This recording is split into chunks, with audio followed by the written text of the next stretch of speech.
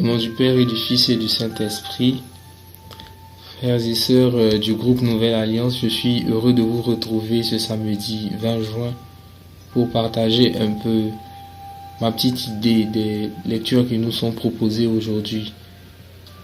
Alors, j'aimerais que nous soyons un peu plus actifs d'abord avant de commencer.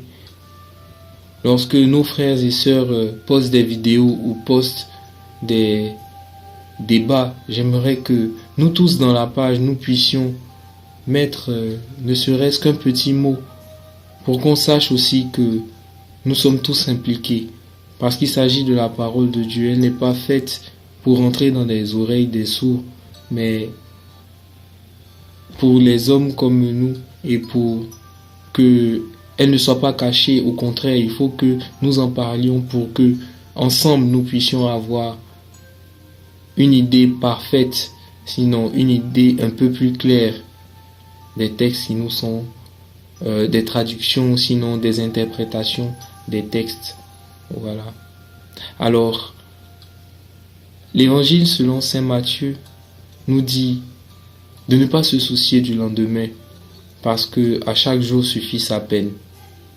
Et oui, mon frère, ma soeur, Jésus lui-même qui dit, si les oiseaux ou les animaux ne se soucient pas de ce qu'ils vont manger, c'est pas nous qui avons été faits à l'image de Dieu qui devons nous soucier de ce qu'on va manger, de ce qu'on va porter comme vêtements. Jésus ne dit pas que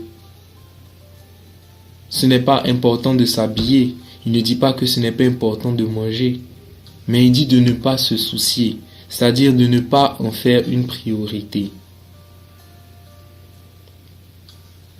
Comme on sait, toutes les choses, disons, sont un peu liées, c'est-à-dire que la lecture de l'évangile a commencé par « Nul ne peut servir deux maîtres ».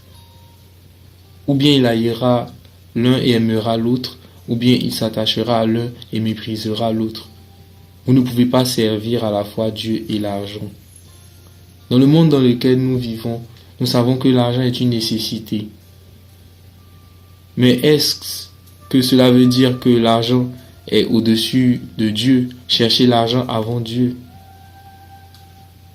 Il faut que nous fassions un peu une petite réflexion sur notre manière de nous comporter dans ce monde.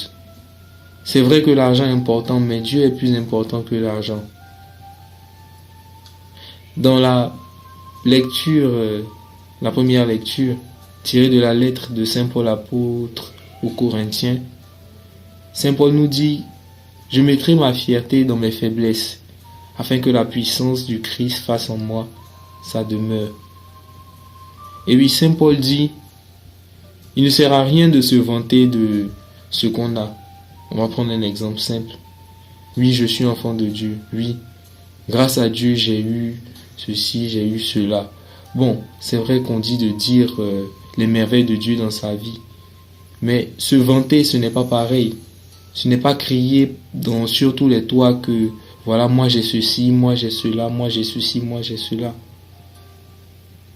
Rappelez-vous que, sinon rappelons-nous que c'est dans nos faiblesses qu'on est plus proche du Seigneur. Enfin, c'est mon cas. C'est quand je suis vraiment dans un état vraiment, je dirais second, que je suis un peu plus proche du Seigneur. Quand tout va mal, c'est là que on voit vraiment l'importance du Seigneur. Mon frère, ma soeur,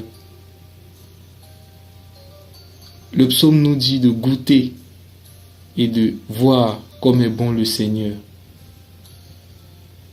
Effectivement, goûtons et voyons comme est bon le Seigneur.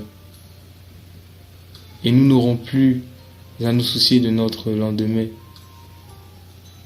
Nous allons appliquer à la lettre les paroles du Christ. À chaque jour suffit sa peine. Que ce week-end soit pour vous une réussite et que vous n'oubliez pas de vous rapprocher davantage de la parole du Seigneur. Parce que celui qui n'a pas goûté et n'a pas vu le Seigneur ne pourra jamais savoir à quel point il est bon. Bon week-end à tous.